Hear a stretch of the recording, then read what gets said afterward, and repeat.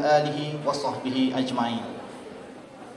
Yang dihormati Encik Muhammad Isa bin Muhammad Dom, Ketua Pegawai Maklumat. Yang berusaha Encik Hazman bin Haji Ayub, Timbalan Ketua Pustakawan Kanan Perpustakaan Naman Hikmah. Yang dihormati tetamu khas jemputan kita pada pagi ini, Kolonel Muhammad Syafri bin Haji Usid daripada NADMA, wakil-wakil institusi pendidikan sekitar Melaka, wakil Majlis Perwakilan Pelajar, Khosuksis dan Kolej Yayasan Saad, serta para hadirin yang dihormati sekalian. Assalamualaikum warahmatullahi wabarakatuh dan salam sejahtera. Setinggi-tinggi kesyukuran kepada Allah Subhanahu Wa Taala kerana dengan limpah rahmatnya dapat kita bersama-sama dalam program Talk Show at Library anjuran PLH pada pagi ini. Mencari timba si anak dara di bawah sarang burung tempur. Salam sembah tangan para hadirin sekalian.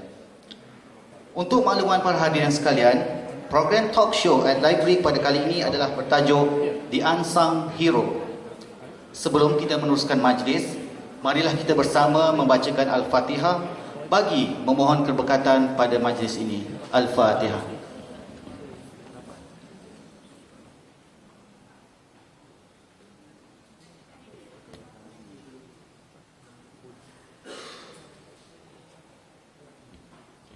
Amin, amin ya rabbal alamin. Program Talk Show at Library pada kali ini menjemput tetamu khas daripada Agensi Pengurusan Bencana Negara NADMA. Terlebih dahulu izinkan saya memperkenalkan penceramah jemputan kita, kerana tak kenal maka tak cinta. Kolonel Muhammad Syafri bin Haji Husin dilahirkan pada 26 Julai 1960, berasal daripada negeri serendah sekebun bunga, Kelantan, Macang, Kelantan. Memulakan perkhidmatan bersama Angkatan Tentera Malaysia pada 1 Julai 1980 dan ditauliahkan ke dalam Regimen Askar Melayu Diraja pada 27 Jun 1981. Sepanjang perkhidmatan, beliau telah berkhidmat sebagai staf di Markas Tentera Darat, Markas Formasi dan terlibat dengan penugasan di bawah Panji-Panji Tentera Darat, Panji-Panji Pertubuhan Bangsa-Bangsa Bersatu PBB di Namibia. Beliau juga telah dinaikkan pangkat ke Lieutenant Colonel bagi menjawat jawatan Penolong Setiausaha Tentera Bahagian Pengurusan Krisis dan Bencana Negara pada 1 November 2008. Kredibiliti beliau dalam rundingan penyelesaian siasatan MH17 telah diiktiraf di peringkat negara dan beliau telah disokong khas oleh MKN untuk dinaikkan pangkat ke Colonel pada 20 Oktober 2014. Maka majlis dengan ini menjemput Kolonel Muhammad Syafri bin Haji Husin untuk bersama-sama berkongsi mengenai NADMA serta pengalaman menguruskan bencana negara seperti banjir, jerebu, wabak dan juga MH17. Majlis dengan segala hormatnya menjemput dan mempersilakan.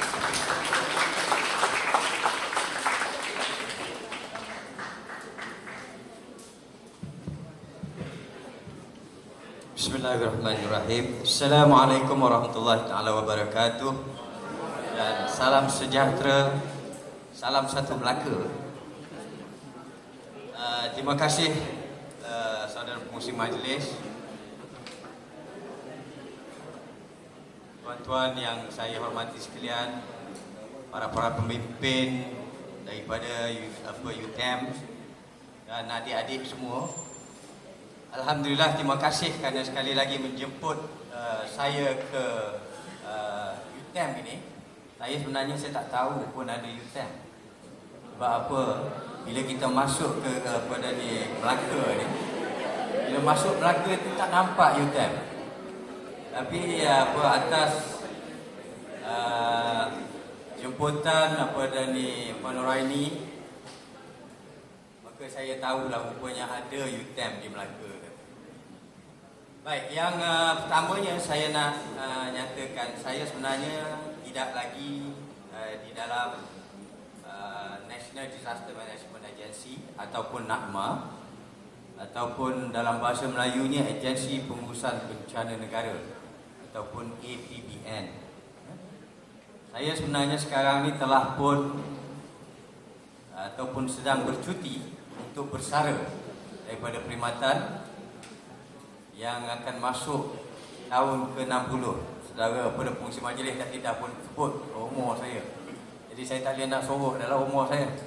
Jadi umur sekarang ni dah apa nampak orang kata makin lama makin apa orang kata susut. Ya. Tapi tak apa. Ilmu dia tak susut. Ya. Ilmu dia tak susut dan apa dah ni sharing of info tu tak susut. InsyaAllah kita akan apa dah ni berikan apa yang terbaik. Ya.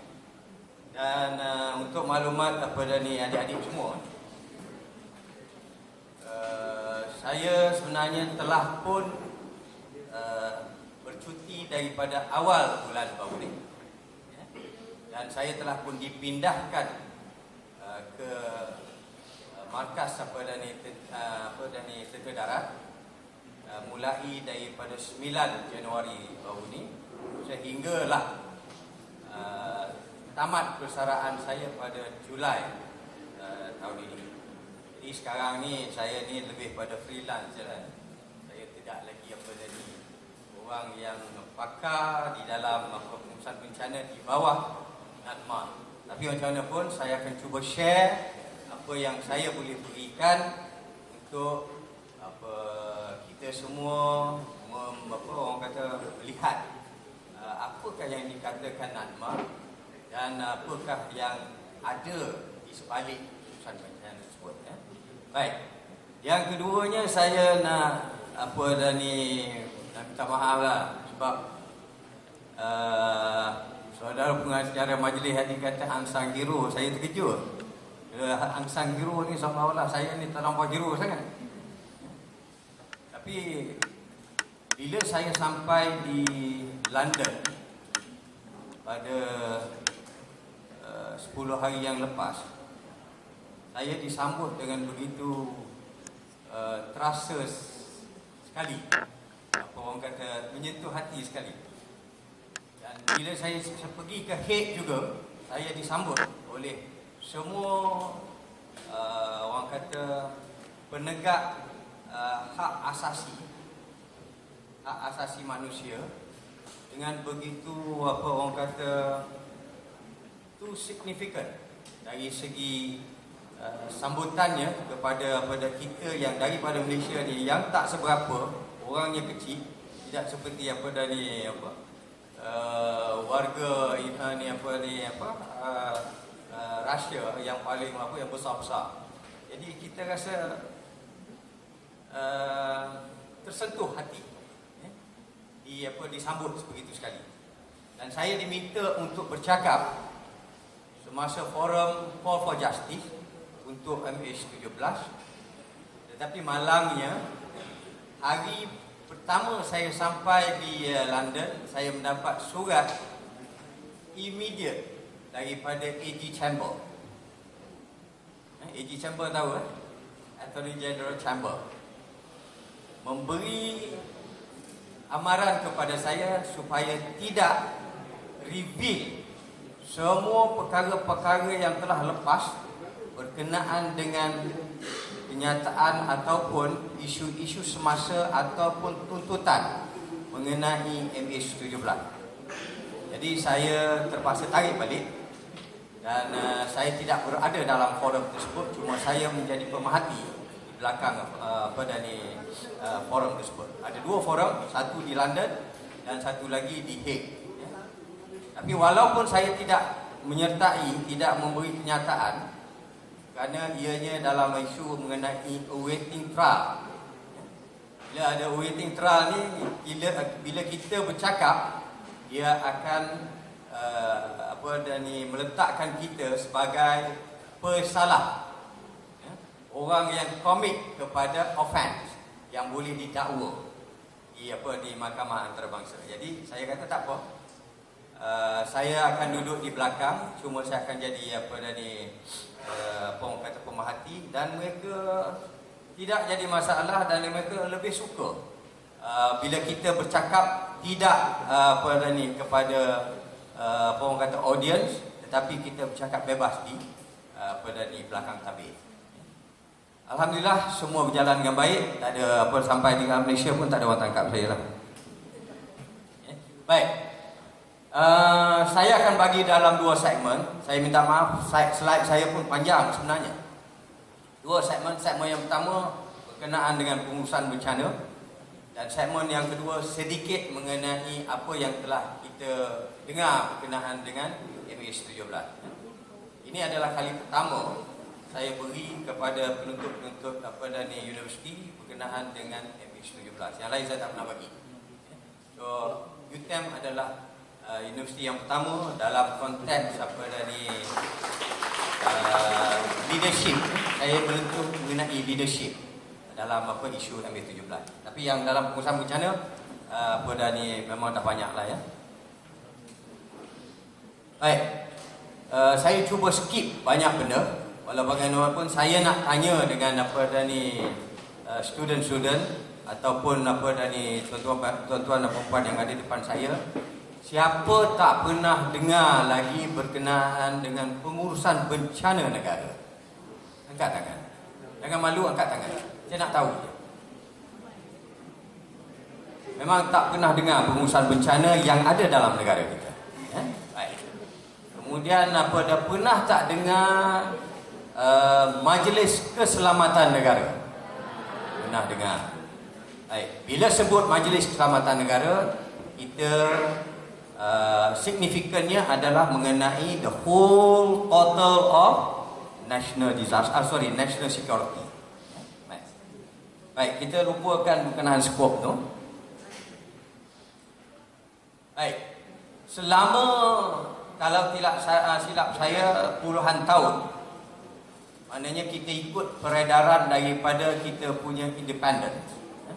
Mengikut peredaran daripada kita mula merdeka sampailah ke tahun 2014 akhir.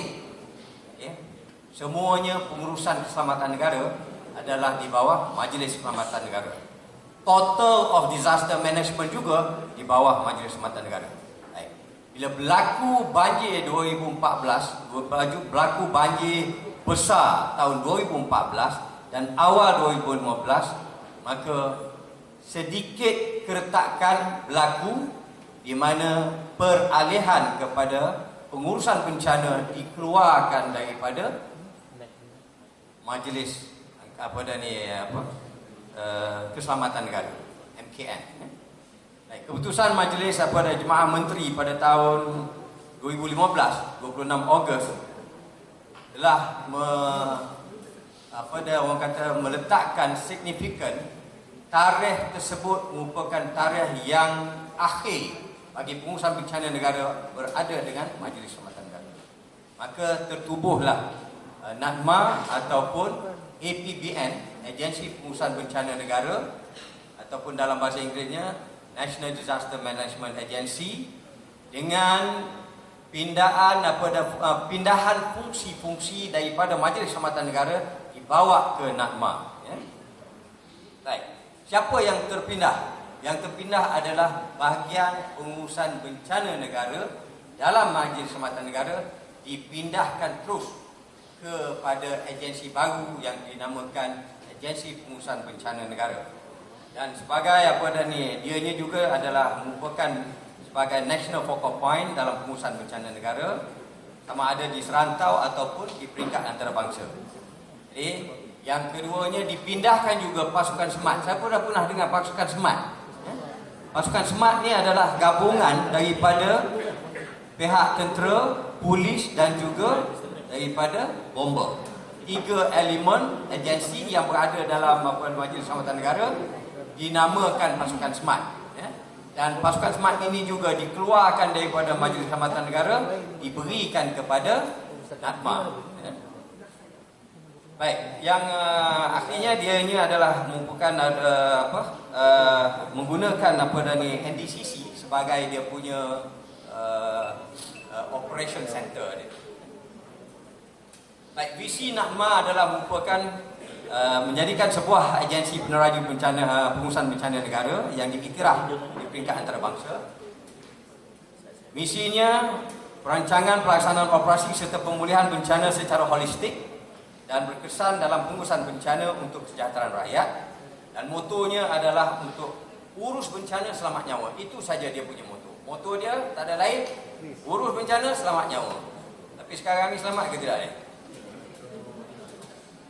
Kita sekarang ni dalam signifikan yang kurang selamat. Ya. Saya pernah beritahu kepada NADMA, saya kata jangan kita jadi responder. Sebab apa? Responder daripada agensi-agensi tindak balas. NADMA adalah pengurus bencana. NADMA merupakan agensi yang menguruskan bencana, mengkoordinasikan bencana secara holistik. Sebab kita akan memikirkan dari segi konsep strategic operation. Manakala operational on the ground akan dibina ataupun akan dilaksanakan oleh semua agensi-agensi tindak balas. Siapa agensi tindak balas ni? Ianya terdiri daripada macam bomba,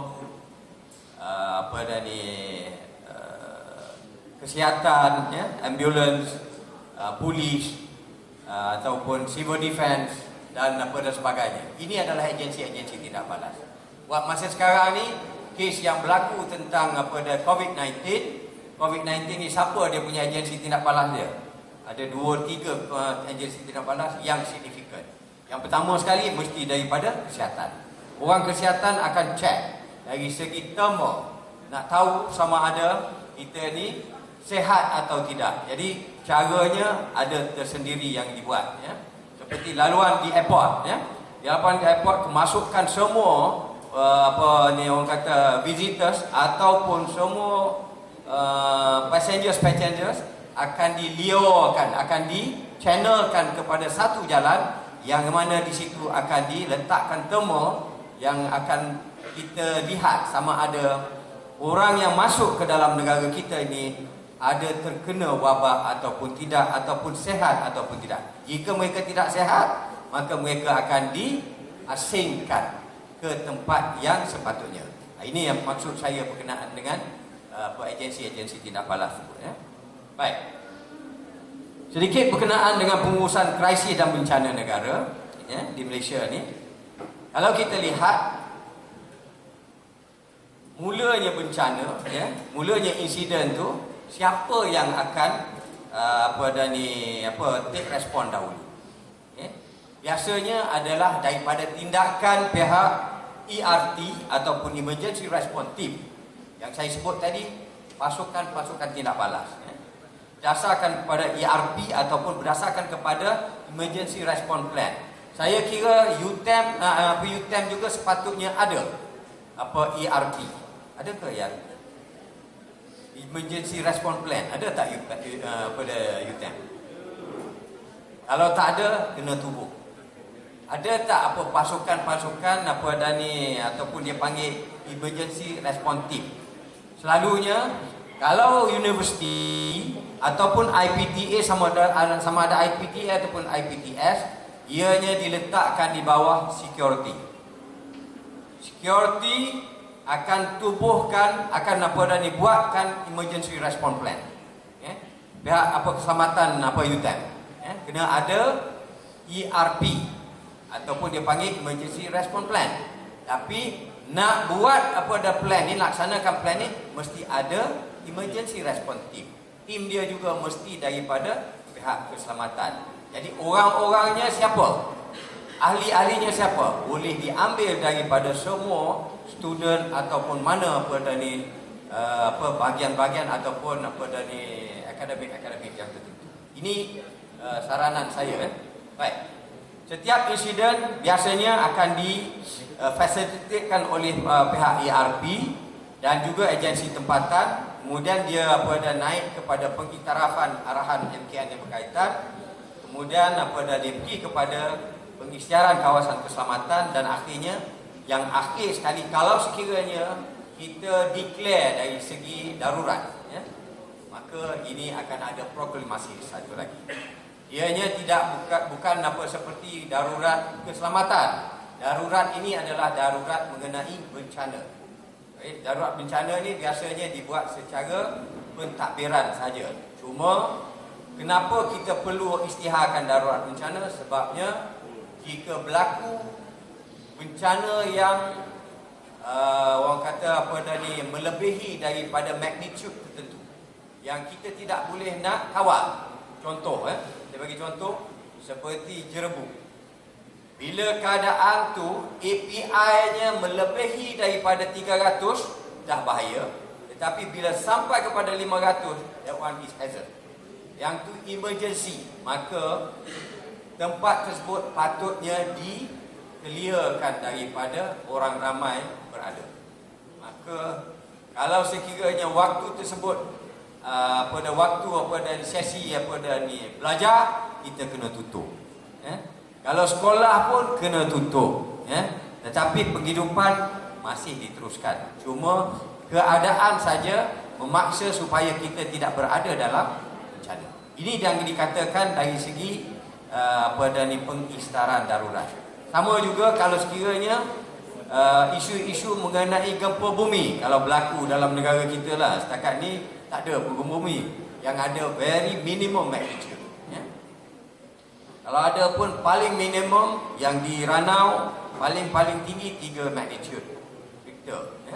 Kalau di Bukit Tinggi ataupun di Janda Baik 1 point something, tak sampai 2 magnitude. Jadi ini adalah minimum. Tak apa, tak masalah.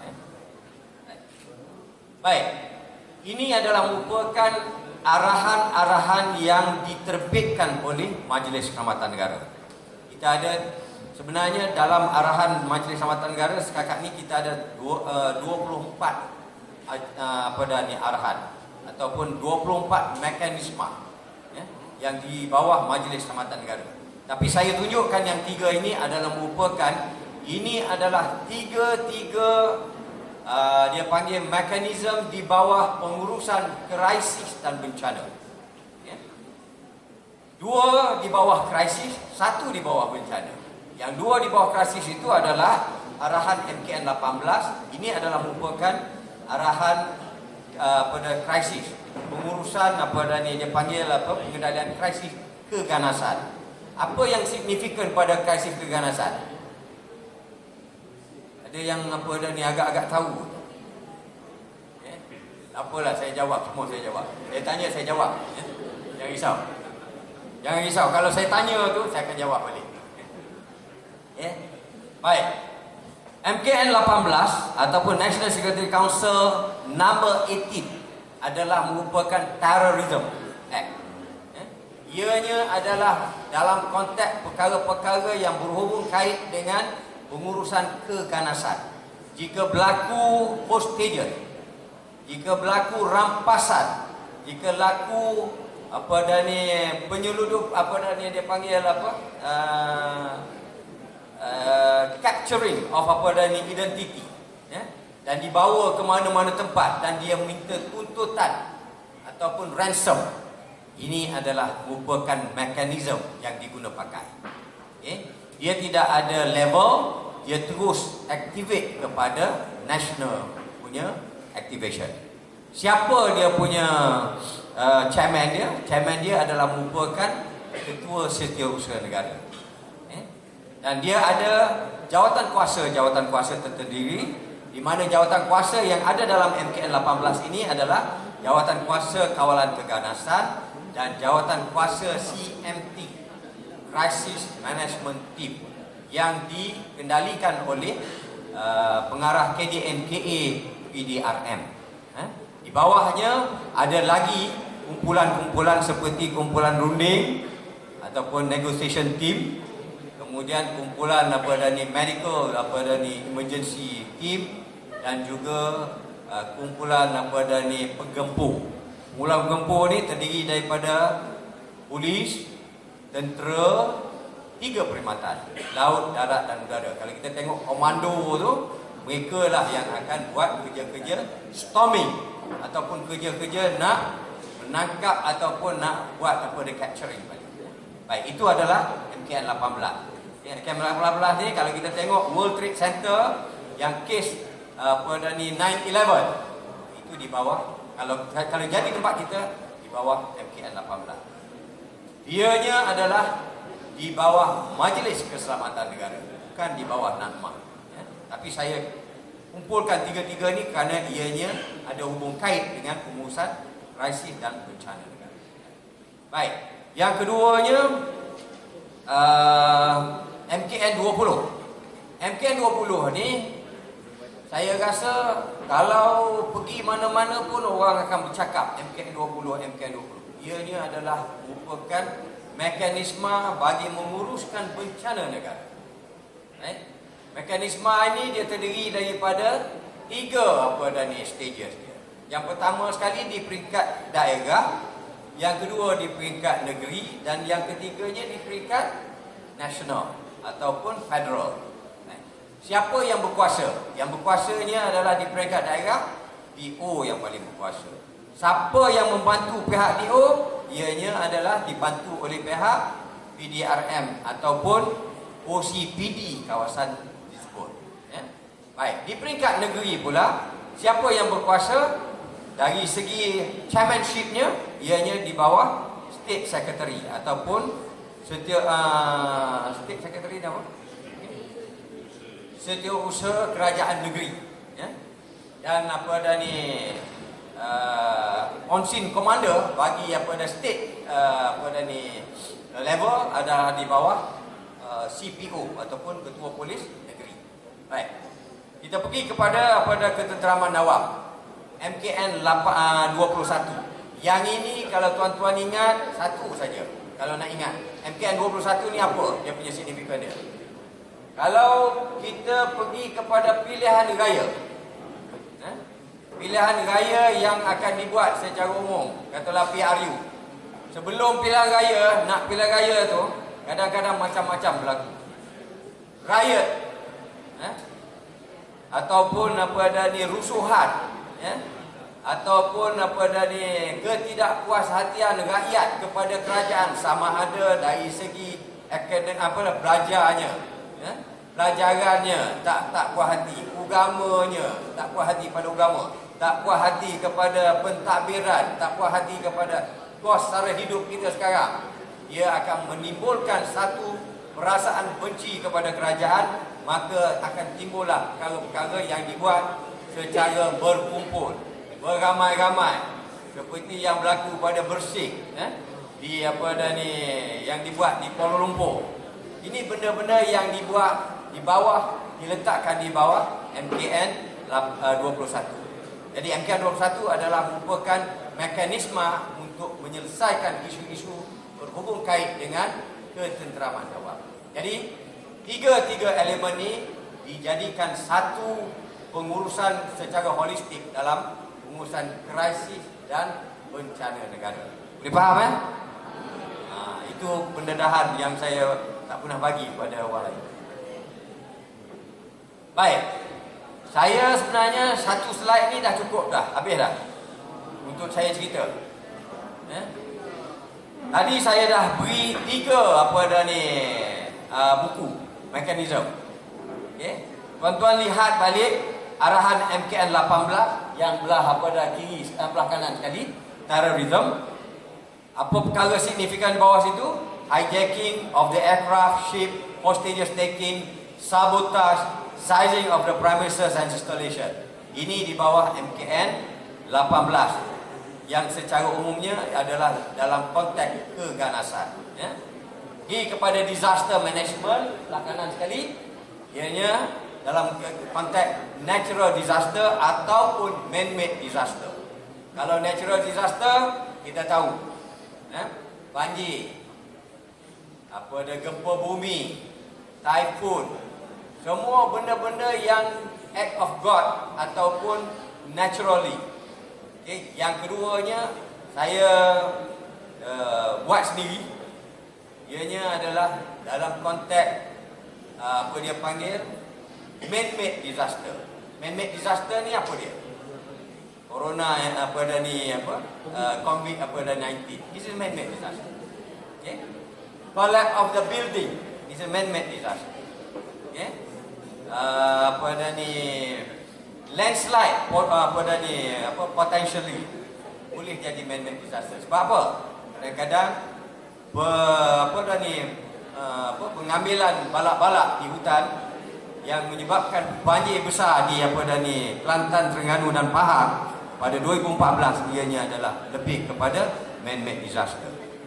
Walaupun ianya natural dari segi hujan monsun, tetapi akibat daripada penerbangan daripada balak yang berleluasa di hutan daripada Kelantan dan daripada Pahang, maka dianya menjadikan worst case scenario dalam flooding.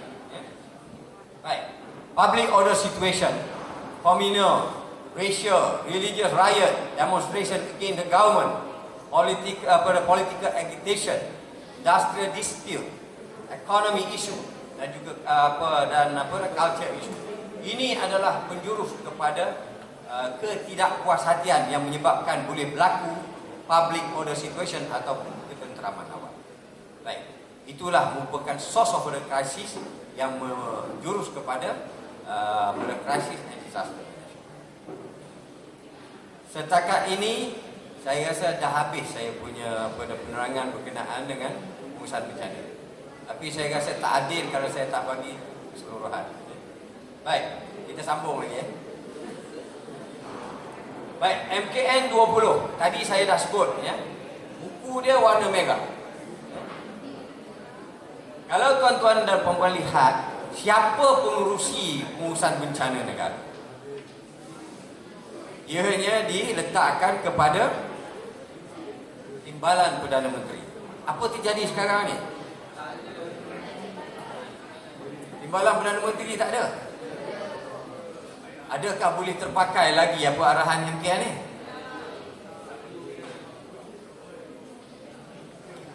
Jangan risau. Walaupun TPM tak ada, ianya merupakan arahan eksekutif yang ditandatangani oleh Perdana Menteri pada waktu itu semasa pemerintahannya. Walaupun tak ada timbalan Perdana Menteri, arahan ini masih terpakai. Sebab ianya adalah arahan eksekutif. Dia ditandatangani yang pertama sekali pada tahun 1997 oleh Yang Amat Berhormat Tun pada ketika itu, dan kita review balik pada tahun 2012 oleh Yang Amat Berhormat Sri Najib selaku Perdana Menteri pada waktu itu. Baik, tujuan arahan ini adalah untuk menggariskan satu dasar pengurusan dan juga bantuan bencana di darat mengikut tahap bencana yang seperti yang saya cakap tadi. Tahap dia tahap daerah, tahap negeri ataupun tahap federal. Wujudkan satu pengurusan bencana menentukan peranan serta tanggungjawab agensi-agensi yang terlibat semasa bertindak menangani sesuatu bencana yang berlaku dalam negara, bagi tujuan untuk speed the operation. Kemudian kita nak tentukan ianya tepat pada pelaksanaan dan akhirnya bersesuaian dan kita elakkan pembaziran. Itu sebab kita adakan mekanisme tersebut. Kalau tidak, kita buat ikut suka hati. Kalau kita tidak ada mekanisme, kalau kita tidak ada peraturan, maka semua akan buat ikut suka. Dia akan pilih IT sebagai resolusi terakhir. Ikut teraga. Baik. Saya cuba nyatakan tadi berkenaan dengan arahan MKN 20. Saya cuba nerokan pada MKN 20. Prosedur bertindak di setiap peringkat pentadbiran, di peringkat daerah, di peringkat negeri dan juga peringkat pusat. Tanggungjawab pengurusi jawatan kuasa pengurusan bencana negeri kepada Yang Amat Berhormat Menteri Besar ataupun Ketua Menteri. Bantuan daripada peringkat atasan dalam apa juga tahap bencana yang berlaku, pada pihak daerah, negeri dan juga pusat. Baik. Macam mana escalation berlaku? Yang kita tengok, kalau sekiranya berlaku di satu peringkat, di peringkat daerah, ianya adalah merupakan satu bencana kecil. Tapi kalau katalah berlaku lebih daripada satu daerah, maka dia akan jadi tanggungjawab kepada peringkat negeri. Tapi kalau kata berlaku lebih daripada dua negeri, bencana tersebut, maka tanggungjawab tu dah jadi peringkat federal. Itu dia punya dia punya escalation, ya. Baik, ini sedikit mengenai organisasi yang ada dalam NADMA ataupun dalam Agensi Pengurusan Bencana. Okay. Kita ada seorang Director General ataupun Ketua Pengarah. Ketua Pengarah ini adalah grade besar A, okay. Dan kita ada 3 penolong timbalan Ketua Pengarah yang masing-masingnya memegang grade besar B, ya. Yang pertama sekali timbalan Ketua Pengarah Dasar, yang keduanya timbalan Ketua Pengarah sektor operasi, dan yang ketiganya timbalan Ketua Pengarah Pasca Bencana. Kita ada 3 timbalan, ya, semua jusa B. Dan kita ada satu management yang dipegang oleh grade 54 saja. Dan dalam masa sama juga kita ada satu pengurusan dipanggil National Disaster Command Center ataupun bilik gerakan yang dikendalikan oleh pengurusan bencana negara di bawah sektor operasi. So itu adalah merupakan Jadi kalau tuan-tuan dan puan-puan lihat downline stream dia tu, kalau polisi sektor tu dia ada policy planning division, logistik, dan juga dia ada mitigation division, ya. Masing-masing jusasi punyalah ramai pemegang kepimpinan yang tinggi-tinggi semua. Jusa A yang kuning, jusa B yang hijau tu jusasi. Dahsyat, eh? Tapi management division tu dia grade 54, dan termasuk NDCC juga grade 54. Baik, dari segi operasinya kita bagikan kepada 2, dan tim SMART sebagai pelaksana kepada responder. Yang 2 tim ini adalah merupakan pelaksanaan operasi dan juga penyelarasan operasi. Dari segi post disaster, kita ada Technical Infrastructure Division dan kita ada Community Social Development Division. Yang community ini banyak perkara-perkara yang kita sentuh berhubung kait dengan untuk dia panggil sustainability of the mainstreaming kepada dia panggil nak berikan satu daya tahan, ya, daya tahan kepada masyarakat supaya jika berlaku bencana mereka boleh cope dengan situasi. Jadi teknik-teknik mengajar, memberi panduan akan diberikan oleh division ini kepada community. Ini yang saya sebut tadi, ya. Baik. Yang ini saya tinggalkan di sini, tuan-tuan dan puan-puan boleh ambil slide saya ini sebagai panduan. Saya nak skip yang ini peranan tanggungjawab. Cuma saya nak tekankan bagaimana peranan dan juga tanggungjawab NADMA, ya. Berapa tanggungjawab yang ada dan juga peranan. Okay.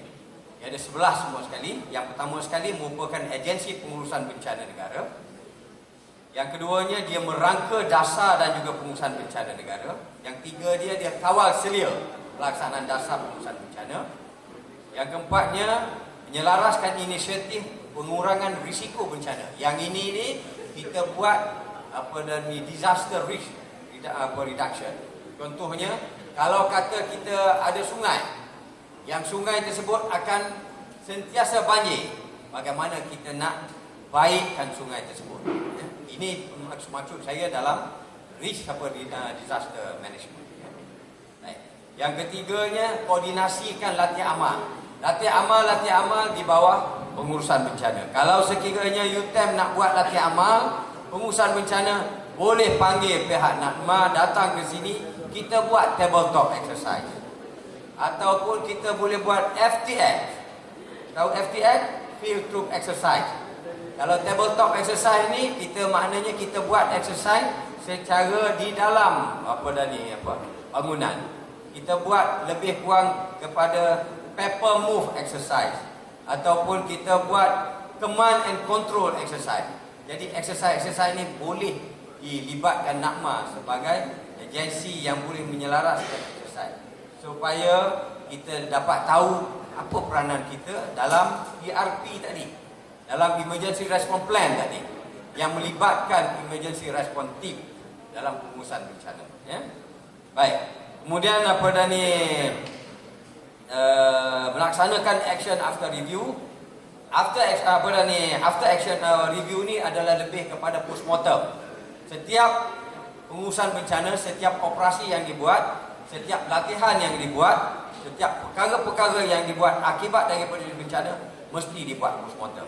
Sebab kita nak lihat di mana kurang, di mana lebih, di mana yang perlu ditambah. Ya? Baik, yang ke-8 adalah menguruskan kewangan bencana negara. Ini adalah merupakan tabung kewangan. Kalau sekiranya orang yang kena banjir, biasanya kita akan bagi token atau kita bagi pampasan. Setidak-tidaknya duit orang kata tabung kewangan amanah bencana diberikan untuk melegakan sedikit bebanan kepada mangsa yang ditimpa bencana. Dan NACMA juga merupakan urusdia kepada Jawatan Kuasa Pengurusan Bencana Pusat, dan kita juga akan mengetuai misi-misi operasi sama ada dalam ataupun luar negara. Contoh dia, kalau katalah berlaku bencana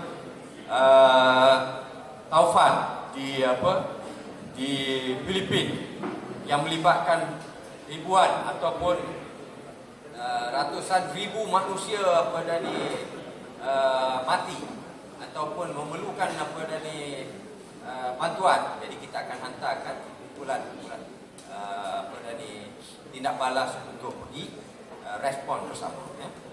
Dan akhirnya NACMA juga bertanggungjawab untuk menggerakkan pasukan SMART. Ya. Pasukan SMART ini adalah merupakan Special Malaysia Assistance Rescue Team. Ya. Baik.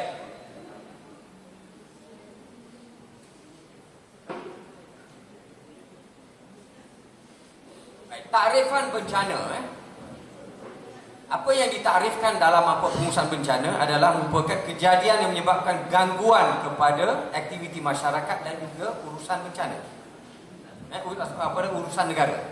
Jadi kalau sekiranya berlaku bencana, ianya akan disturb kita punya administratif. Kita akan tergendala dalam semua hal, sama ada dari segi pentadbiran, dari segi kehidupan kita, dari segi nak meneruskan satu benda itu. Jadi ini yang ditarifkan sebagai gangguan pada bencana. Yang keduanya melibatkan kehilangan nyawa, kerosakan harta benda, kerugian ekonomi dan juga kemusnahan alam sekitar yang melampaui kemampuan manusia ataupun masyarakat bagi mengatasi.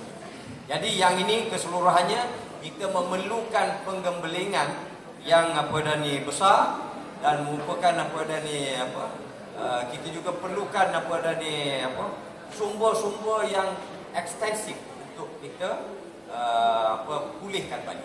So, ini ketiga-tiga ni digabungkan sebagai takrif kepada ataupun definasi kepada pengurusan bencana. Baik, yang ni telah saya sebutkan tadi. Okay. Baik, kejadian bencana bagi saya, pemahaman saya ada dua saja. Sama ada dia ni natural disaster ataupun man-made disaster. Kalau tuan-tuan dan puan-puan lihat, bencana alam adalah merupakan natural disaster, yang lain-lainnya adalah merupakan man-made disaster. Ya. Baik, dalam kita melaksanakan pengurusan bencana, kita ada polisinya. Tetapi bagi kita nak meneruskan kita punya kesinambungan pengurusan, kita perlu ada SOP. SOP ni kalau kita tengok daripada dasar arahan pengurusan bencana tadi merupakan dasar dasar tertinggi pengurusan bencana. Tapi bagi nak melaksanakan pengurusan operasi, kita kena ada SOP.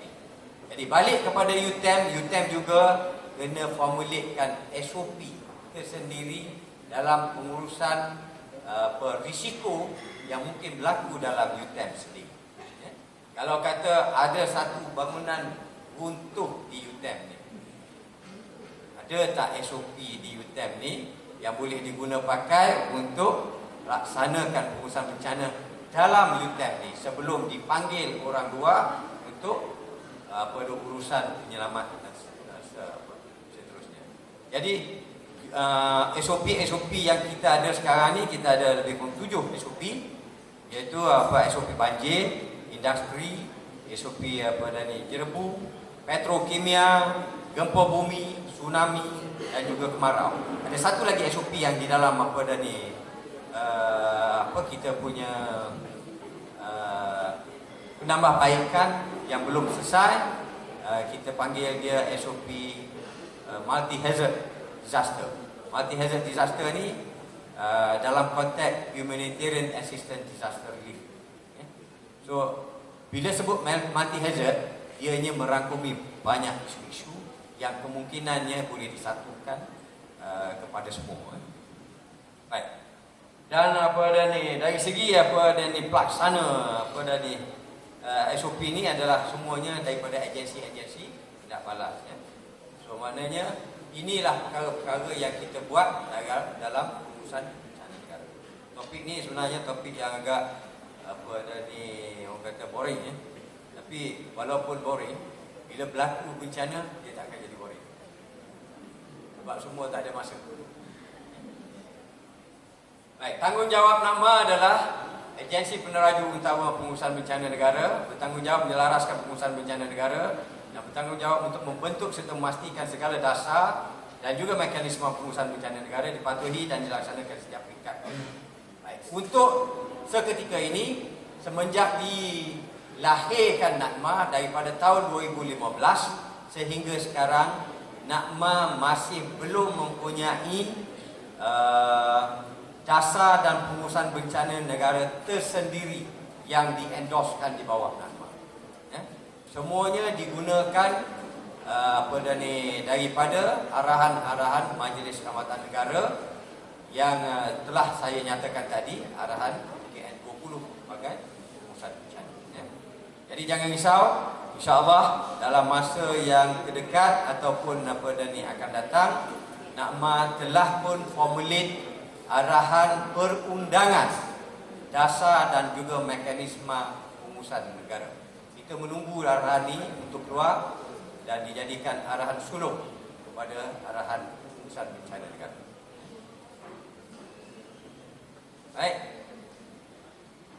Baik, saya cuma nak tekankan sedikit lagi berkenaan dengan mekanisme pengurusan yang saya katakan tadi dari segi tahap 1, tahap 2, tahap 3.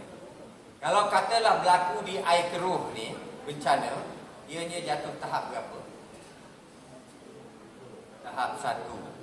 Sebab dia di bawah daerah air keruh. Jangan risau. Okay? Tapi kalau katalah berlaku air keruh, berlaku Melaka Raya, berlaku Jasin, berlaku, dia dah jadi tahap 2. Tahap negeri. Okay?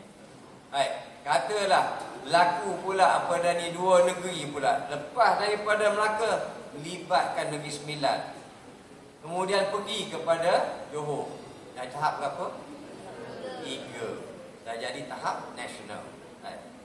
Tahap 1, saya dah sebut tadi, dipengurusikan oleh pegawai daerah. Memastikan segala tindakan terselaras, aset sumber manusia mencukupi berhubung dengan media. Okay. Tahap 2, fungsinya adalah setiausaha kerajaan negeri memberi bantuan kepada daerah terjejas seperti bantuan kewangan, aset dan juga sumber manusia. So, dia kena bantu daerah. Maknanya, State Secretary akan melihat mana daerah yang tidak diguna, yang masih lagi berfungsi, akan membantu kepada tempat-tempat yang ada masalah. Baik. Masuk pada tahap 3, Jawatankuasa Pengurusan Bencana Pusat dikendalikan oleh kalau ikut dalam arahan, ianya di bawah Menteri Timbalan Perdana Menteri.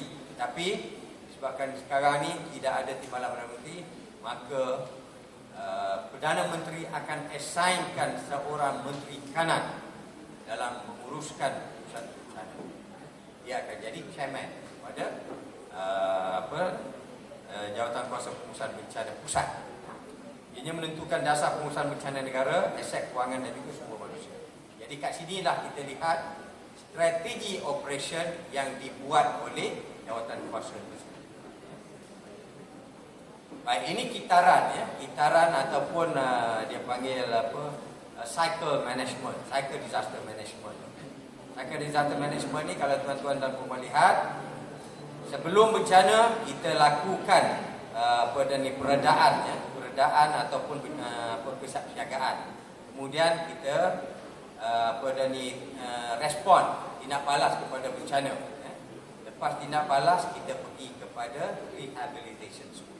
Ini adalah merupakan kitaran. Kitaran ni akan disebut balik ataupun akan diletakkan balik dalam konteks menguruskan secara menyeluruh dan juga dalam konteks latih amal. Latih amal penting. Sebab apa?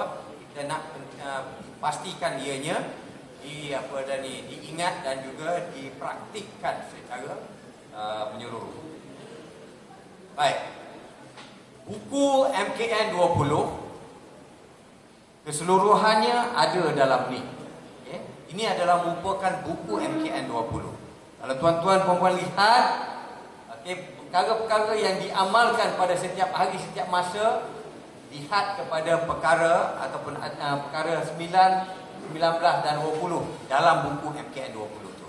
Kalau nak tengok kepada setiap hari dan semasa juga dari segi kesiapsiagaan, tengok kepada perkara 10, 11, 12, 13 dan 14 dan 15 dalam buku tersebut. Buku tu buku warna merah. Ini adalah merupakan kaedah senang nak faham mengenai buku MKN 20. Ini apa tadi saya rasa tuan-tuan dan puan boleh lihat tadi ya.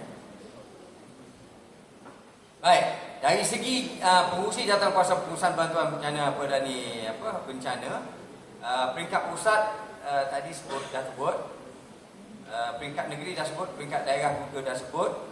Sekretariatnya dari segi sekretariat di peringkat pusat dan juga negeri, ianya di bawah, buat masa sekarang di bawah Civil Defence ataupun Jabatan Agensi Pertahanan Awam. Tapi di peringkat pusat di bawah National Disaster Management Agency.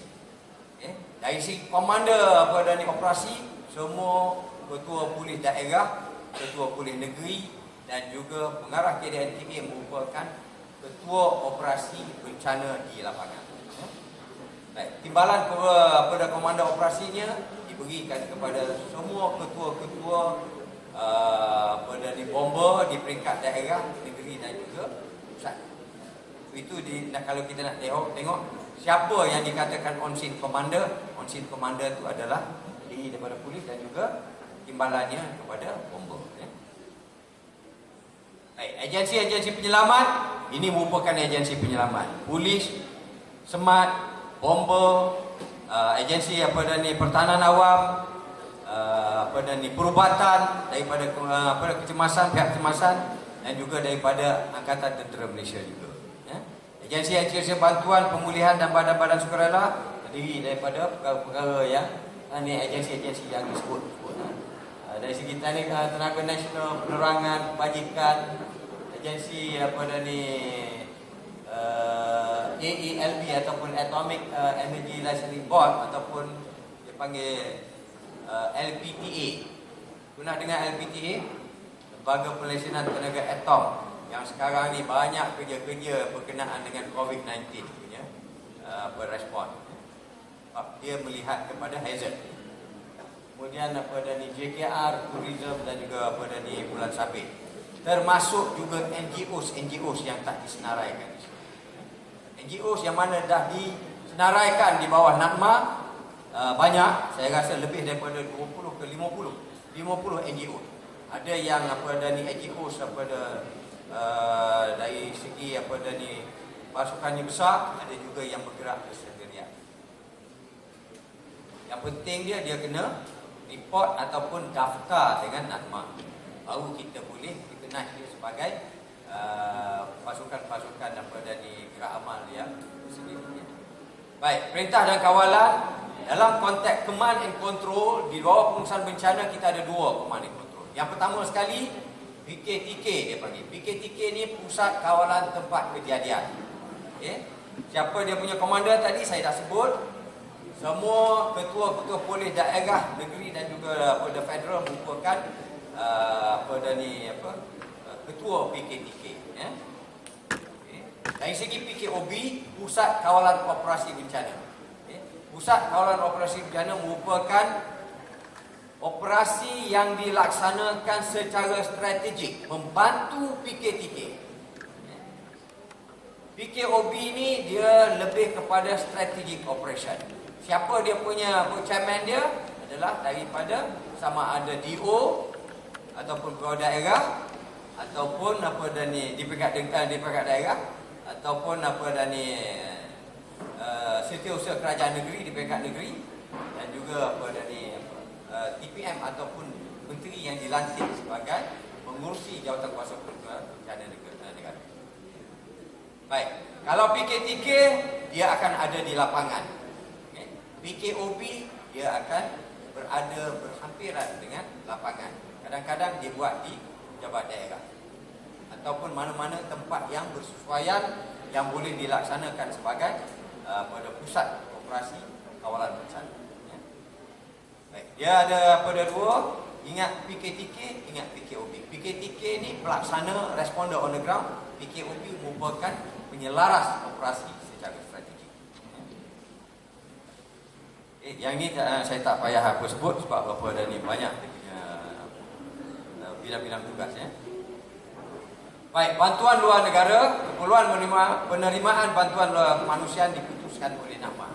Dulu diputuskan oleh UMKN, sekarang sebab NAMA merupakan focal point, maka NAMA uruskan dari segi dia punya ketetapan ya. Baik, ini adalah merupakan mekanisme pengurusan bencana negara dalam konteks macam mana kita buat command and control. Di peringkat daerah, dia punya pusat kawalan operasinya. Di peringkat negeri pun ada, di peringkat federal pun ada. Baik, peranan agensi, kalau tuan-tuan dan puan-puan lihat, peranan agensi kita ada 7 kluster.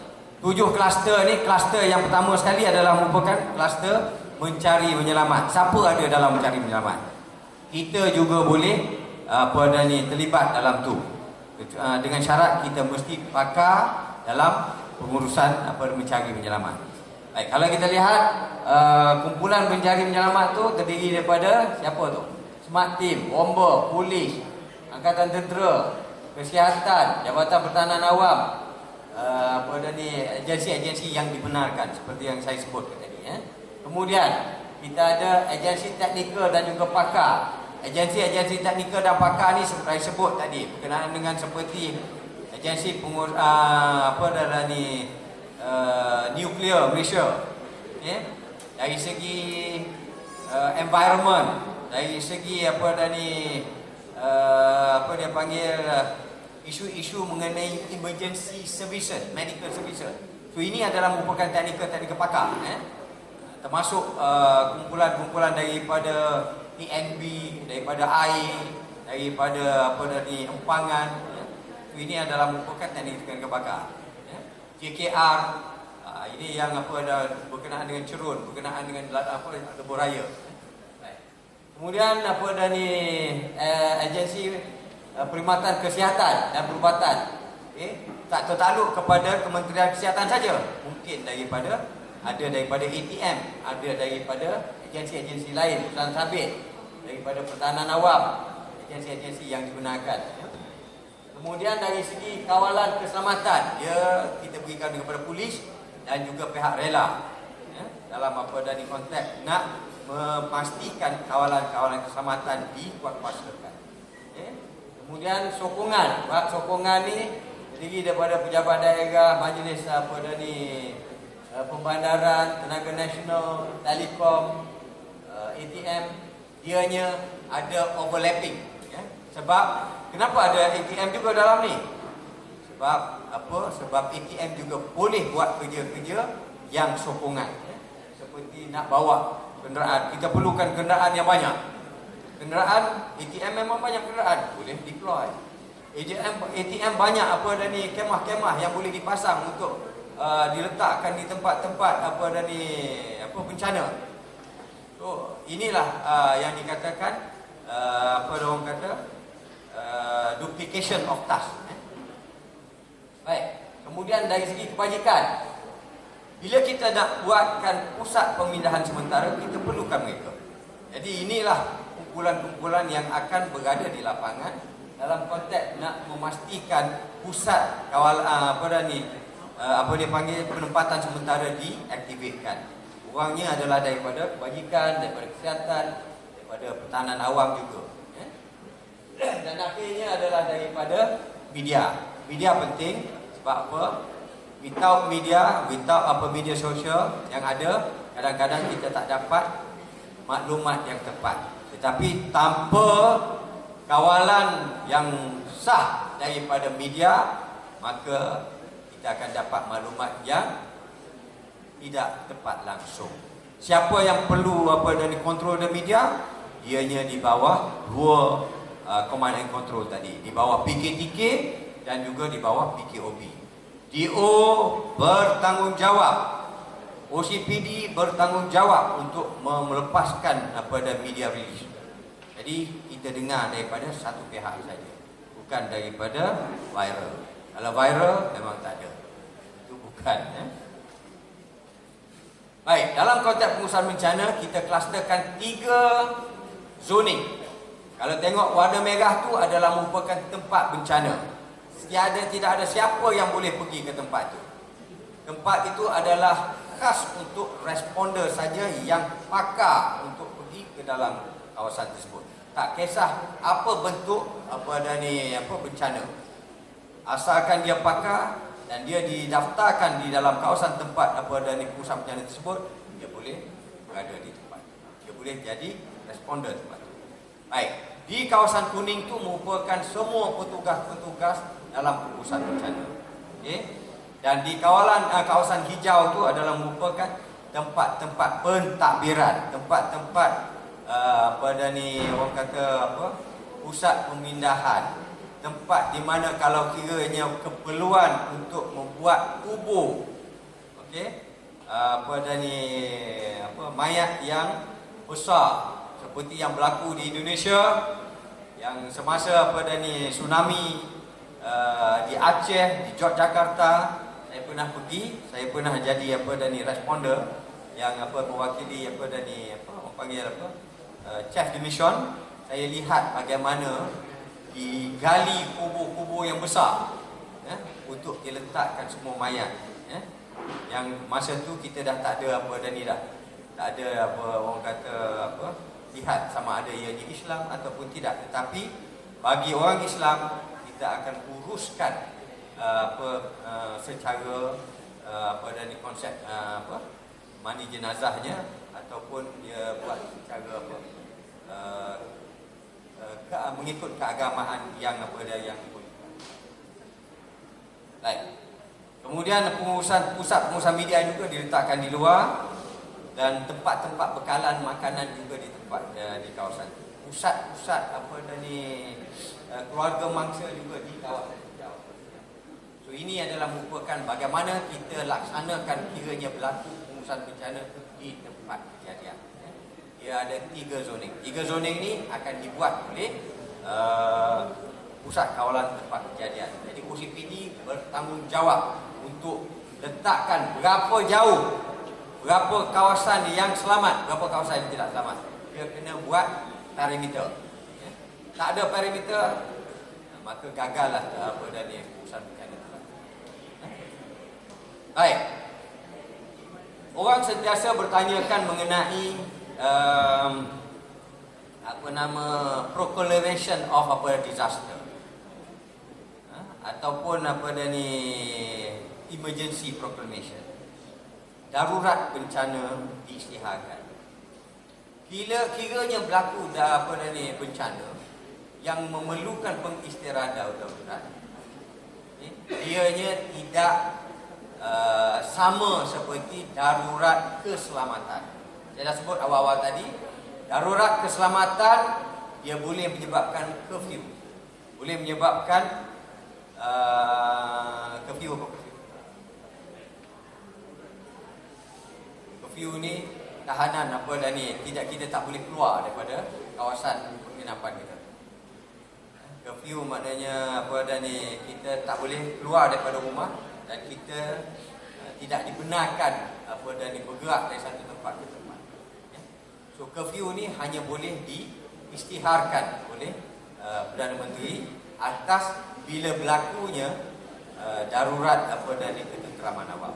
Tetapi darurat bencana ianya dibuat secara pentadbiran atas syur Jawatan Kuasa Pengurusan Bencana Pusat. Kalau katalah kawasan apa ni air keruh ni terkena jerebu yang paling teruk melebihi daripada 500 API, Air Pollution Index-nya memang dah disaster. Kita tak benarkan orang-orang buat kerja di luar daripada premis. Duduk dalam rumah. Okey? Kalau perlu cuti apa dah ni, apa kerajaan bisa akan cuti, kerajaan akan bisa cuti. Sekolah tutup. Apa dah ni, apa institut apa dah pengajian tinggi pun tutup. Jabatan-jabatan tertentu tutup, tetapi fungsi kerajaan berfungsi macam biasa. Bank berfungsi macam biasa. Kalau bank tutup habis. Diputuskan oleh Yang Amat Berhormat Perdana Menteri tertakluk kepada undang-undang semasa. Dan dianya akan dilonggarkan bila keadaan dah reda. Baik. Plan komunikasi tak perlu saya sebut. Baik, ini adalah merupakan kawasan-kawasan yang apa dah ni banjir bagi tahun 2014 yang berlaku di negara kita. Ini gambar-gambar. Ini apa dah ni, ini bukan ini banjir juga di apa dah ni Kelantan tadi. Tanah runtuh, tengok kesan-kesannya. Tsunami di Aceh, banyak-banyak bangunan hanya tinggal masjid saja. Ini apa dah ni industri, ini Bhopal yang apa dah ni apa letupan apa dah ni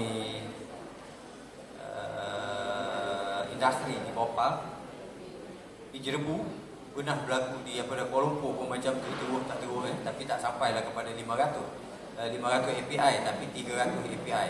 300 walaupun 300 dianya menunjukkan apa begitu apa dia panggil tidak sihat, yang menyebabkan ramai orang kena asma dan sebagainya. Di gempa bumi ini yang apa kena apa dah kita punya Gunung Kinabalu ada tanduk tu, ada tanduk dia.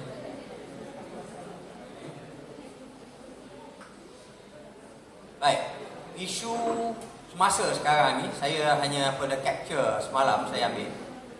Buat sekarang ni kita ada kes baru 12, kes ke 118 sehingga ke apa dah ni sekarang ni kes 129 kes di bawah apa dah COVID-19. Tapi saya tak tahu yang apa dah ni pagi ni saya rasa mungkin ada yang naik. Jumlah kes keseluruhan adalah sebanyak 129 orang yang terkena COVID-19. Kes aktif sedang dirawat masih lagi ada 104. Pesakit yang telah sembuh dan discharge dari hospital ada 25 orang. Dua kes kluster, kes ke-26 dan kes ke-33. Dua kes kluster ni dia kadang-kadang dia bawa daripada orang yang kena dipindah. Kes-kes positif ni adalah dalam kalangan patient under investigation, jangkitan COVID-19 yang kena kepada pada ni apa kontak rapat. Dan kadang-kadang orang yang pergi apa dah ni buat apa dah ni respon tu, dia balik dia kena. Banyaknya kepada petugas-petugas petugas kita yang pergi ke Wuhan baru ni, ada beberapa orang yang positif. Dan semalam kalau tak silap saya di Kuala Lumpur, di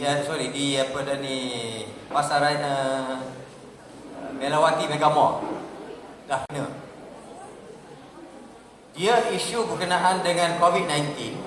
Sebenarnya kalau kita di dalam ramai-ramai ni, kalau katalah kita tak tahu kita ada COVID-19, dan kita terkena selsema, dan selsema tu menyebabkan kita boleh bersin, batuk bersin. Apa yang boleh kita buat sebenarnya, kita sendiri yang cegah dia daripada spread kepada members. Caranya adalah ambil sapu tangan, tutup mulut nak bersin banyak kali pun bersin lah. Kalau tak ada sapu tangan, baju gunakan ni, lengan tak apa, bersin biar dia kena kat sini.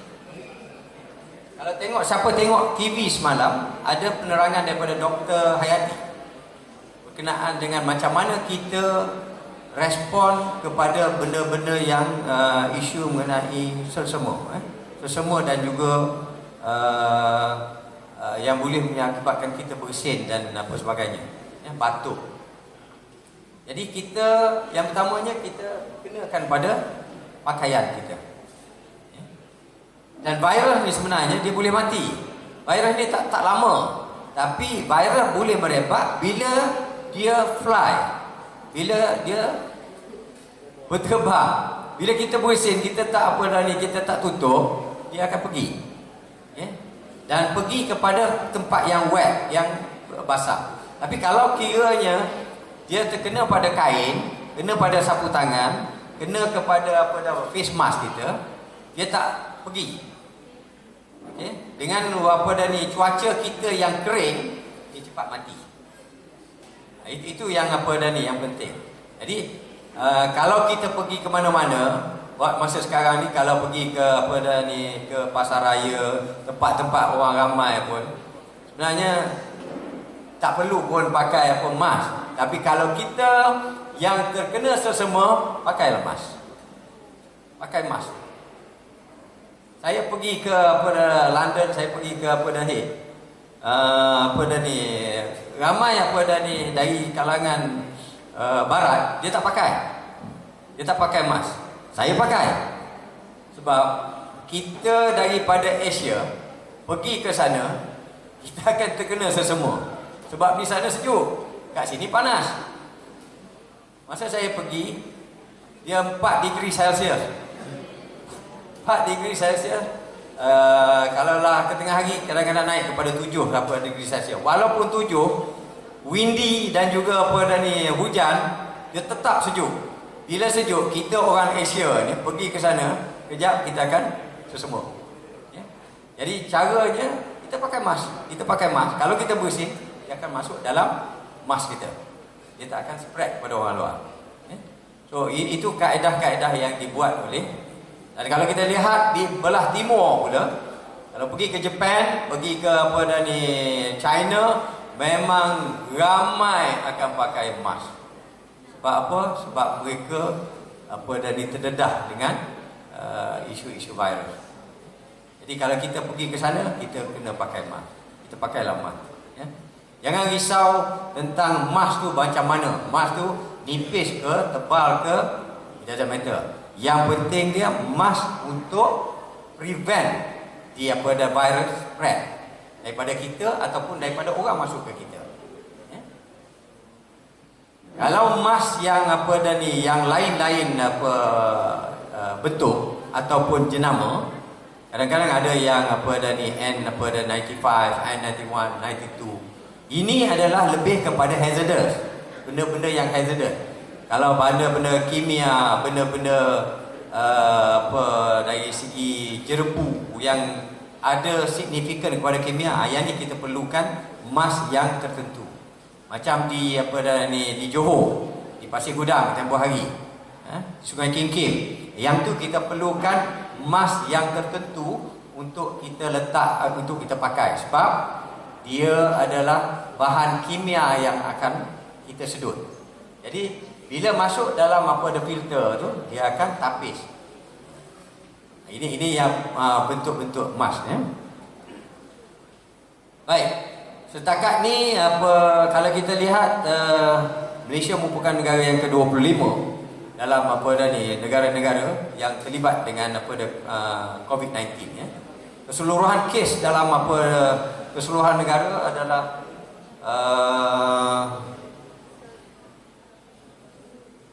114,548. Jumlah kematian setakat ni ada 4,000 okay.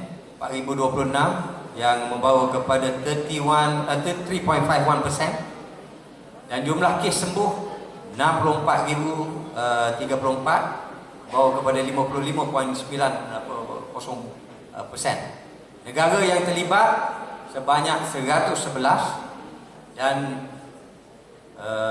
Malaysia merupakan yang ke-25 setakat ni kita tidak ada kematian, insya-Allah. Walaupun tidak ada kematian, kita mohon, kita berdoa supaya tidak ada apa kes-kes yang serius. Kalau lihat, yang paling tinggi sekali adalah China. China adalah yang paling tertinggi. Dan saya terkejut juga bila pada ni nak pergi ke London tadi, dia orang tak bagi pergi ke France. Sepatutnya pergi ke France, tapi disebabkan France sudah tutup airport, maka kita divert pada ni kita punya perjalanan. Betul tidak? Terkena kat situ, jawab dia alamat kena kena kuarantin lah. Kuarantin pula lama, 14 hari. 14 hari. Kalau saya kena kuarantin, jawab dia hari ni saya tak datang. Okey. Sama. Baik. Semalam ada satu gempa bumi. Ini yang saya capture juga. Gempa bumi sederhana berlaku di selatan Sumatera, Indonesia pada jam 10.06 malam pada 10 Mac. Magnitude dia tak banyak, tak tinggi, 5.5. Ianya adalah moderate dan berlaku di selatan daripada pagar alam Indonesia. Kedalaman dia 61 maknanya gempa bumi itu berlaku di kedalaman 61 di paras bumi. Dan dia tidak memberikan signifikan kepada tsunami ataupun tidal wave. Ini tempatnya. Kalau kita lihat dulu, dan semua capturing of earthquake ni akan kita dapat daripada masa ke semasa. Kalau tuan-tuan pergi ke NADMA di National Disaster Command Center ataupun pergi ke map Malaysia, lihat kepada graf yang ada dalam bilik gerakan kita, tuan-tuan dan puan akan lihat setiap masa seismik akan berlaku. Sama ada dianya dia panggil low, medium, moderate ataupun strong earthquake. Kalau strong earthquake kita risau. Strong earthquake kalau sekiranya berlaku di dalam kedalaman, kita tak risau sangat. Tapi kalau dia berhampiran dengan kerak bumi yang boleh menyebabkan kerak bumi itu dia turun dan boleh slap lagi, yang itu kita takut. Kita takut sebab apa? Dia boleh menjurus kepada tidal wave dan kemungkinan akan berlaku tsunami. Baik, ini dari segi hari ni punya cuaca. Setakat ni ada di Melaka ke? Melaka tak ada. Melaka selamat hari ni, tak hujan. Sehingga 12.30 malam semalam, pukul 11 pukul 11 Mac hari ni, Ribu Petih, Perak, Kuala Kangsar, Manjung, Kinta, di semua luar Perak, Pahang dan Melaka tak ada. Alhamdulillah, walaupun cuaca redup, tak hujan insya-Allah. Itu ramalan dukun. Okey. Baik. Itu saja yang saya ada untuk setakat ni. Berkenaan dengan apa dah ni. Ya. Kalau nak tanya, saya boleh berikan kepada tuan-tuan dan puan-puan untuk bertanya saya. Berapa sekarang ni? 1:1. Saya akan masuk pada saya punya yang kedua berkenaan dengan MH17 ya.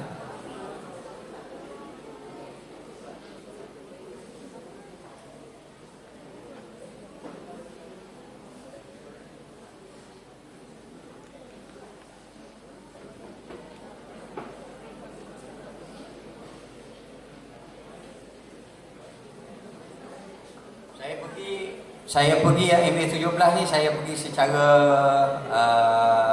sepintas lalu saja. Baik. Kalau ada soalan, tuan-tuan dan puan-puan boleh tanya dalam masa saya cakap. Ada pada sila angkat tangan atau bertanya. Okay, baik. Ini adalah merupakan penerangan saya yang pertama dalam sejarah saya buat ni. Saya buat roadshow ke ataupun saya punya talking on disaster management. Saya tak pernah bagi. Sebab selama ni saya hanya lebih kepada dia panggil politik ataupun PM punya permintaan. Jadi saya akan bercakap di media ataupun bercakap di TV. Baik. Isu berlaku pada 17 Julai 2014 di mana pesawat kita ditembak jatuh, MH17 ditembak jatuh di Ukraine yang melibatkan 298 penumpang dan anak kapal terbunuh. 43 rakyat Malaysia antara yang terkorban. Merupakan tragedi kedua berlaku selepas MH370. Jadi dalam masa itu MKN, Majlis Kehormatan Negara, kita buat pawau ataupun kita duduk dan kita bawa seramai 133 orang terdiri daripada 8 agensi termasuk daripada pihak MAS sendiri.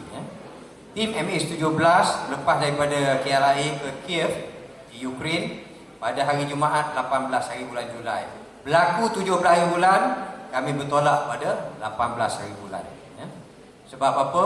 Sebab clearance tak dapat. Kalau clearance dapat, kita akan bergerak pada hari yang sama. Jadi kita sampai pada 21.00 malam.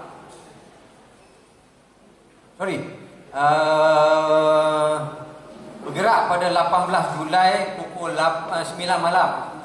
Kami sampai di Kiev pada pukul 4 pagi. Hari yang sama 4:05 pagi, saya rasa 4 pagi waktu tempatan, dan kita dijemput oleh tuan yang utama ataupun kita punya ambassador di situ, Datuk Chua Kyong Ban. Masa ni dia masih lagi chief duta besar kita di Ukraine. Baik. Bila saya sampai di airport Kiev, kami terpaksa duduk di situ lebih kurang 9 jam. We was been detained not to move until the authority give the clearance. Dan bagusnya kita punya ambassador duduk kat situ. Dia ceritakan kepada kami. Dia kata sekatan yang diberikan oleh pihak kerajaan Ukraine tidak membenarkan Malaysia untuk pergi ke crash site ataupun pergi ke tempat kemalangan, tempat kapal terbang jatuh tanpa persetujuan ataupun arahan daripada pihak kerajaan Ukraine. Kita tak boleh pergi. Dia kata Malaysia not allowed to go there. Authority by the government of Ukraine. So Habis apa dah ni documentation di apa dah ni di airport, maka kami pun bergerak ke hotel President Hotel di apa dah ni di Kiev. Baik. Kita buat apa dah ni coordination secara apa dah ni ketua-ketua kumpulan berkenaan dengan macam mana kita nak aturkan strategi. Dalam masa kita buat apa dah ni coordination tu, saya dapat ada panggilan daripada Perdana Menteri, daripada Datuk Seri Razak, Datuk Najib, Datuk Seri Najib. Dia call saya dan yang call sebenarnya adalah Ketua Pengarah Majlis Keselamatan Negara, tetapi Datuk Najib yang nak call, tapi dia tak dapat call saya. Dia gunakan melalui Ketua Pengarah Majlis Keselamatan Negara untuk cakap dengan saya. Bila begitu, saya pun tunggu, tapi dia tak tak ada. Saya call sendiri. Bila saya call, rupanya nombor saya yang ada pada dia tu, dia tersalah nombor. Jadi tak dapat. Kemudian daripada situ dia beritahu arahan. Dia kata kena you pergi terus. Dia kata you pergi terus ke crash site dan buat rundingan dengan pihak pemberontak. Ini perkara yang luar biasa dah sedikit. Bila kerajaan Ukraine memberi sekatan kepada kita untuk bergerak, dan tiba-tiba Perdana Menteri kita pula suruh pergi, adalah satu benda yang saya kata ini bila masa dia bercakap dengan kerajaan Ukraine. So saya rasa pelik. Okay, tak apa. Kata I take this challenge, I'll do it, but I need some administrative to be done. Jadi saya buat perancangan, sewa kereta dan saya kumpulkan seramai 11 orang di bawah saya. Sebenarnya saya nak pergi dalam 2-3-4 orang, tetapi disebabkan oleh ada 4 anggota ni adalah merupakan anggota Pascal. Pascal ni adalah pasukan khas untuk udara. Ianya adalah merupakan komando yang yang boleh bertindak melebihi melampaui daripada batas-batas kemanusiaan. Jadi saya kata okey, tak apa, saya terima. Jadi kami pun pergi 12 orang semua sekali dengan 2 kereta. Masa tu saya sewa 2 kereta dan saya terpaksa buat pergerakan pada 2 leg ataupun 2 dia panggil kaedah. Leg yang pertama saya buat daripada Kiev ke Kharkiv, dan satu lagi Kharkiv ke Donetsk, di tempat pemisah ataupun tempat pemberontak. Jadi kereta yang saya bawa tidak boleh pergi ke kawasan pemberontak sebab kereta itu tidak ada otoriti untuk masuk kawasan pemberontak. Dan pergerakan kami ke kawasan crash site adalah tidak diketahui oleh sesiapa. Saya pergi secara senyap-senyap. Jadi dengan berbekalkan duit sedikit dan communication, dan saya bawa vest kalis peluru. Itu saja yang bawa. Yang lain saya tak bawa. Senjata saya tak bawa. Pistol pun, personal weapon saya pun saya tak bawa. Sebab ianya mengundang kepada bahaya. Dan saya arahkan kepada anggota saya juga tidak bawa senjata. Tidak ada seorang pun bawa senjata kecuali jaket kalis peluru. Jaket kalis peluru ni penting sebab apa? Bila kita dalam perjalanan, andai kata kita ditembak, andai kata kita bom oleh mortar ataupun artillery fire, kita masih ada jaket kalis peluru yang boleh menahan daripada terkena serpihan pada bahan letupan. Tapi nak pakai dia berat. penat dan rimas. Kecuali kita berjalan, duduk dalam kereta tak rasa sedap. Okay. Dan yang paling teruk sekali bagi saya adalah bila saya buat perjalanan ini, dia mengambil masa yang agak lama. Pergerakan daripada Kiev, daripada Ukraine, bandar raya ke Kharkiv mengambil masa 6 jam. Dan perjalanannya adalah by road. Okay. Tidak seperti tempat kita ada highway. Ianya adalah two-way traffic, jalan dua hala. Okay. Dan untuk masuk ke bandar Kharkiv ada satu checkpoint yang paling heavy. Checkpoint ini telah menahan saya dan anggota-anggota saya, dan kami duduk lebih sejam lebih di soal siasat apa semua. Alhamdulillah tidak ada apa-apa berlaku dan kami sampai di Kharkiv pada pukul 12.30 malam. Jadi saya terpaksa cari tempat penginapan, tidur di satu hotel yang tidak ada bintang sangat. Tapi walaupun tak ada bintang, mahal harganya. Ya. Jadi kami duduk 12 orang tu dalam ni. Dan masa tu juga kita engage satu lagi kenderaan yang ada di Kharkiv untuk kita sewa pergi ke Donetsk ataupun di tempat pemberontak. Jadi saya sewa lagi kereta. Saya terpaksa sewa kereta dengan harga 4,000 US dollar, 2 biji kereta. Dan perjalanan yang saya gunakan daripada Kiev ke Kharkiv 5 jam saja, dan daripada Kharkiv ke Kiev mengambil masa lebih kurang 4 jam. 4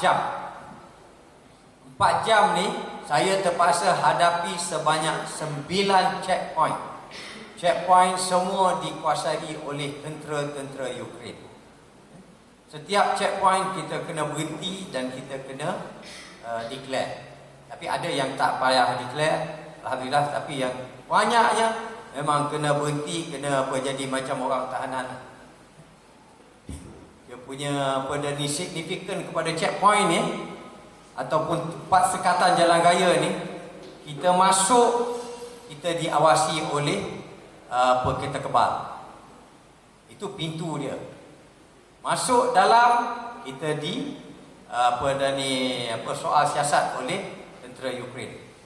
Bila kita keluar, kita akan keluar lagi pintu kereta kebal juga. Jadi kereta kebal tu akan pusing kepada kita nak masuk dan akan pusing balik pada kita nak keluar. Sampai ke tahap itu dia punya level of security dia.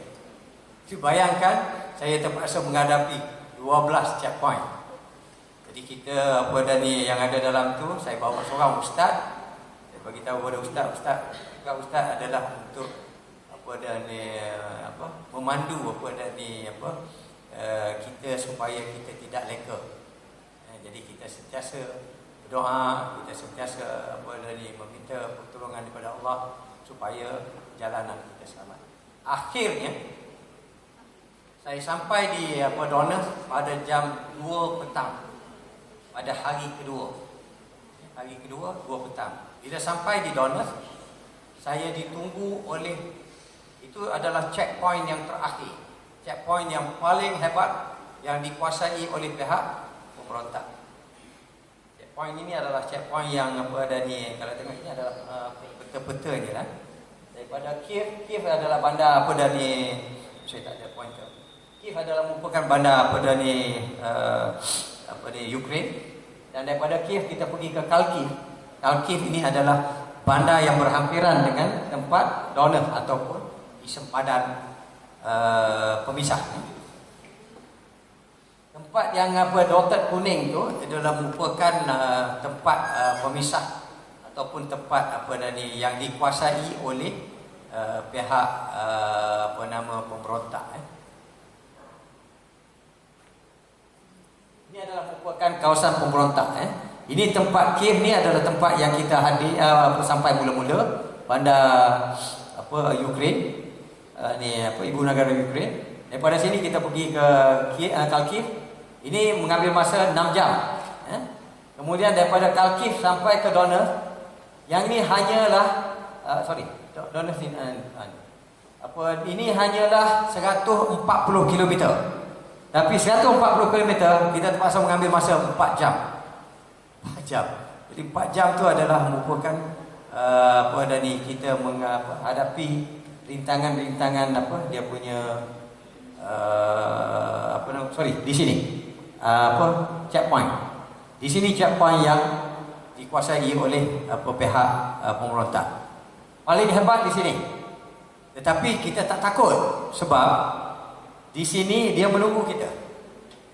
Bila saya sampai di situ, saya sebelum masuk saya buat establish contact.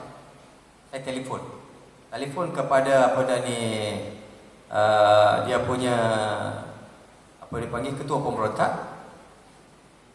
Saya kata saya dah sampai apa dah ni within 500 apa dah meter. Lebih kurang maknanya kalau senjata senjata kecil ni M16 ke, dia kalau sampai pun dia tak kuat lah dia punya tembakan tu. Jadi kita selamat lagi lah. Saya berhenti dalam jarak lebih kurang 500 meter daripada dia. Tapi kalau naik ikut patutnya 1 kilometer. Sebab tembakan, kalau tembakan dah peluru 7.62, 1 kilometer masih lagi boleh mematikan seseorang.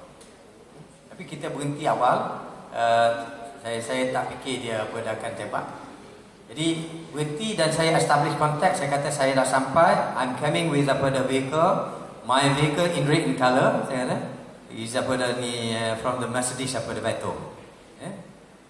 Mercedes Vito tu besar. Dia boleh muat 12 orang boleh muat.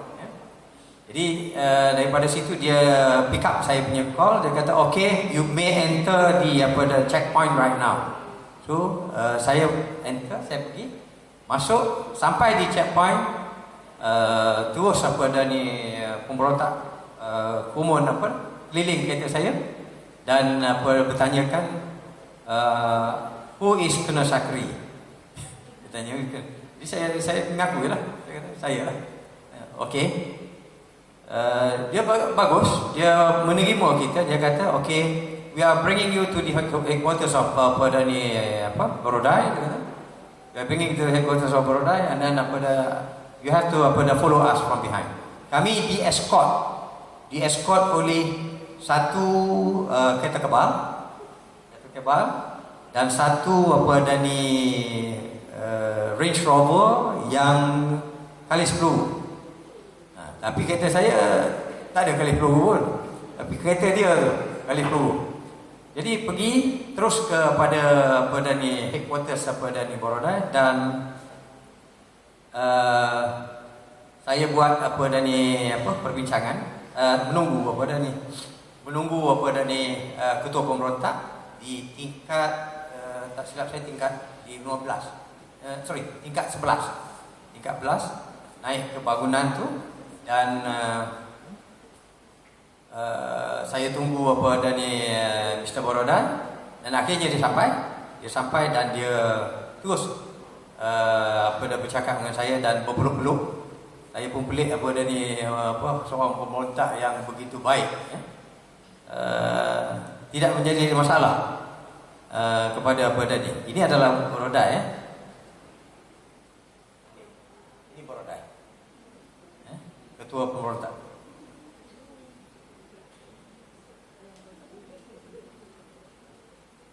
Kalau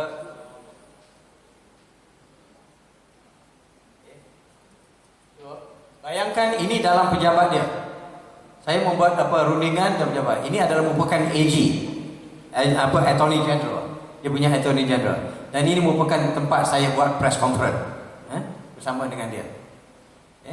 So sepanjang perbincangan kita dengan pihak pemberontak tidak menjadi sedikit masalah. Saya tak ada rasa takut dan saya tidak ada rasa gentar pun dengan perbincangan. Dan akhirnya kita dapat keputusan dan kita dapat apa yang kita nak. Yang saya minta dia adalah yang pertama sekali saya kata saya perlukan mayat ni dipindahkan dengan segera. Yang keduanya 2 black box tu diserahkan kepada saya sendiri Yang ketiga, saya kata saya perlukan semua belonging ataupun harta-harta victim dipulangkan, tetapi yang ini dia tak dapat bagi sebab benda itu banyak hangus dan banyaknya yang terbakar dan juga ada yang hilang. Dan yang keempatnya, saya kata saya nakkan access to the crash site mesti diberikan kepada kita supaya kita boleh bawa keluar bangkai kapal terbang. Semua diberi dalam pada bentuk ni orang kata persetujuan bertulis. Yang paling ni saya rasa tersentuh hati sedikit, saya terlupa bawa rubber stamp. Rubber stamp untuk kita endorse. Dan dia kata, "Do you have rubber stamp?" I say, "I don't have." Saya minta dengan dia, saya kata, "Please, I think you have a very good government to do it for me." Saya berikan kepada dia dan baju saya ada logo Jata Negara. Saya kata, "This is my emblem, national emblem. You can use this one and you please put the National Security Council as the stamping."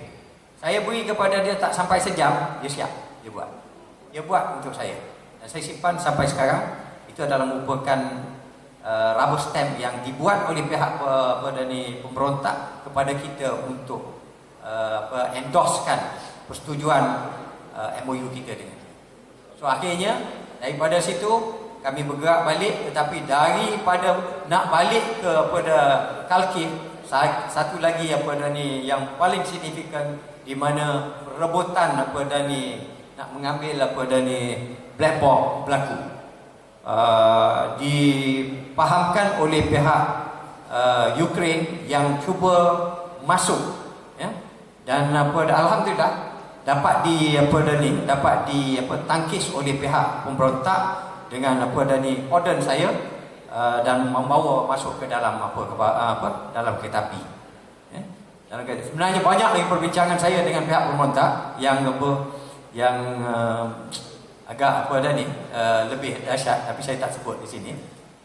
Dan akhirnya kita bergerak ke Khalkif dan mengambil masa 10 jam perjalanan menggunakan kereta api yang membawa 5 gerabak yang berisi dengan mayat dan 1 gerabak untuk passengers, ya. Dan setiap perjalanan kita rasakan seolah-olah nyawa kita adalah betul-betul di hujung tanduk. Sebab apa? Kadang-kadang ada rush of kemasukan, ada kereta api terhenti tiba-tiba kerana line of communication tak bagus, dan dikatakan ada elish untuk attack dan macam-macam, ya. Dan akhirnya pada pukul 10 pagi kita sampai di Khalkif. Alhamdulillah semua dalam keadaan selamat. Dan agenda seterusnya adalah merupakan perebutan nak dapatkan black box tersebut daripada pihak US sendiri, daripada FBI datang minta daripada saya, daripada pihak Ukraine sendiri, daripada pihak Holland sendiri yang di bawah safety board, Dutch safety board, minta untuk saya serahkan pada mereka. Saya tak bagi sampai ke akhir, saya tak bagi, sehinggalah keadaan betul-betul selamat baru saya serahkan kepada counterpart saya, iaitu Datuk Azharuddin dan juga ACP Rafiq yang tunggu saya di situ. Dan saya dibacakan perundangan Ukraine yang meletakkan saya adalah bersalah membawa black box tersebut yang dianggap sebagai penjenayah. Dan saya menyatakan pada mereka, saya kata, none of your business in this case. I did not take from your country. I took it from the separatist area, which is I deal with them with the MOU given. So this is not yours. It belongs to the Malaysian property. This is the Malaysian property, and is stated from the Malaysian Alliance System property regard to the both of the black box. Itu saja yang saya dapat nyatakan. Terima kasih kerana mendengar. Jika ada apa-apa kesalahan dan kesilapan, saya mohon maaf, dan saya sudahi dengan wabillahi taufiq wal hidayah. Assalamualaikum warahmatullahi taala wabarakatuh. Terima kasih. Waalaikumsalam warahmatullahi wabarakatuh. Terima kasih diucapkan kepada Colonel Muhammad Syakri Hussein atas perkongsian maklumat yang telah diberikan kepada kita semua tadi, di mana telah diterangkan fungsi-fungsi bahagian krisis, pengurusan krisis dan bencana negara, serta diceritakan juga kepada kita bagaimana pengalaman beliau dalam misi MH17 bagi mendapatkan body, mayat dan juga peralatan-peralatan yang tersisa daripada MH17. Majlis dengan segala hormatnya meminta yang dihormati Colonel untuk naik ke pentas dan bersama Encik Isa Muhammad Dong diiringi dengan oleh Encik Azman Haji Ayub, Timbalan Ketua Persatuan Kanan, untuk sesi penyampaian hadiah.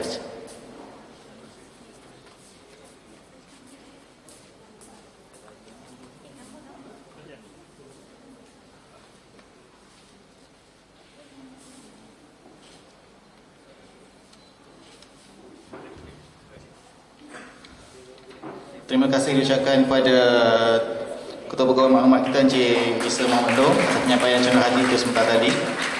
Maka dengan berakhirnya acara penyampaian cenderahati sebentar tadi itu, maka berakhirlah sudah program Library Talk at Library pada pagi ini. Pergi ke dusun memetik kelapa muda si kelapa Bali, jari disusun maaf dipinta, panjang usia berjumpa kembali. Majlis mengucapkan ribuan terima kasih kepada hadirin sekalian dan memohon maaf jika ada sebarang kesulitan dan kesilapan yang diajukan oleh pihak penganjur. Sekian, terima kasih. Wabillahi taufiq wal hidayah. Wassalamualaikum warahmatullahi wabarakatuh.